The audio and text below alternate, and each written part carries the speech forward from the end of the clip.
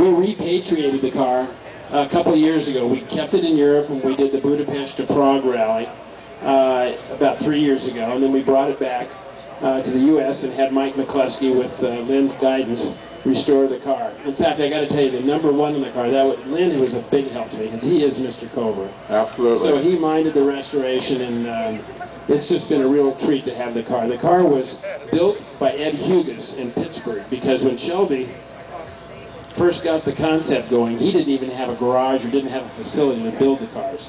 So the serial #1, which is my car, went back to Ed Hughes. Serial #2 was sent out here as a race car, and then the rest of them were sent, like 3, 4, 5, and so on, were sent to Ed Hughes in Pittsburgh. He was the Porsche distributor and Ferrari distributor and a big racer and raced at Le Mans. So he had the car, took it to all the auto shows along the East Coast, and then a fellow named Lloyd Lucky Kasner, I'm sure you recognize that name. I think a lot of people here recognize Lucky Kasner. I haven't going on too long, but anyways, he took the car to Le Mans. The car was not competitive because it was running at 260 and a Worman sector, so they converted it to full FIA specs in '64, and that's how you see it today. And it raced in Europe in '64, '65, and '66. Well, the early body is obviously related to the AC Bristol from which the cars were derived.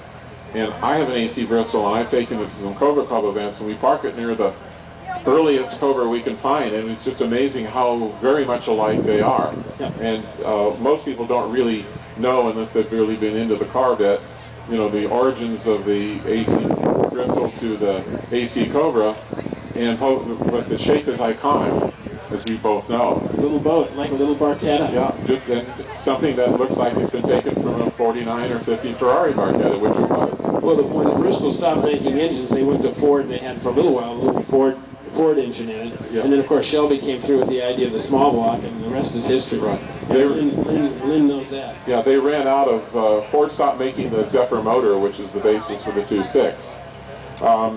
Tell us some more about the Peterson Automotive Museum. The three of us, myself to the lesser degree, are part of the original group of members. You and Lynn have been very active in the museum, and the organizing, and the Checkered Flag 200 and the museum itself.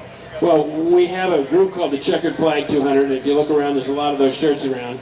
Some of the guys didn't wear their shirts, Lynn and Jerry, but a lot of them did. And we have 400 enthusiastic members. We do an event every month. Our next event will actually be on Rodeo Drive on Father's Day, so we hope everybody will come and join us. A free show on Rodeo Drive. But it's the Peterson Automotive Museum has never been in better shape. Has fabulous exhibits. We're open Tuesday through Sunday, and we just hope everybody will come along, and those that would like to can join the Checkered Flag 200. And there's Randy with his shirt on. I'm so proud of Randy. I like that. Anyways, Well, thanks. People may have noticed that you have a math problem.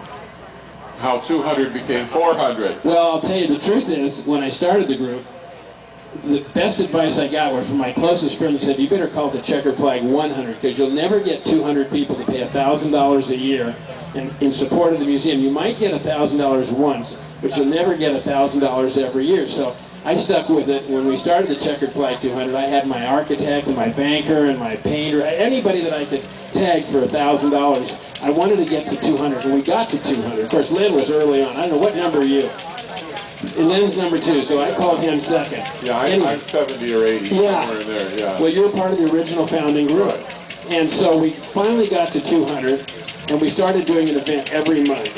And now, then people started to wanted to join, and so I started talking some people out of joining, you know, so we could free up a number. Then it just got to be, the bookkeeping got to be too tough, so we just opened it up. So anybody and everybody here can join the 200. Yeah, the idea is I want people to realize that they want to support the museum and they want to be part of this group, which has its own activities within the museum and does social activities and tour activities that the general members don't necessarily do because they're not part of this group.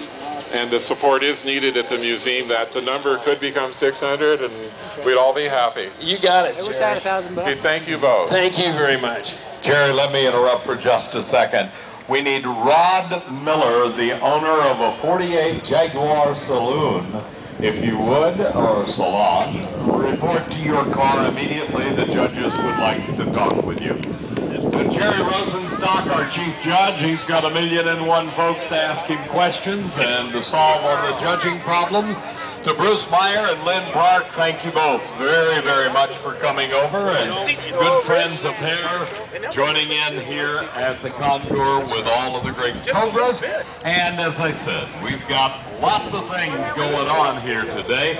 We encourage you to take advantage of all of them, not the least of which are the great people and great cars of the Assistance League of Southern California 4th Annual LA Concours Delegates. And as the oldest jockey said, like the old commercials, the hits just keep on coming.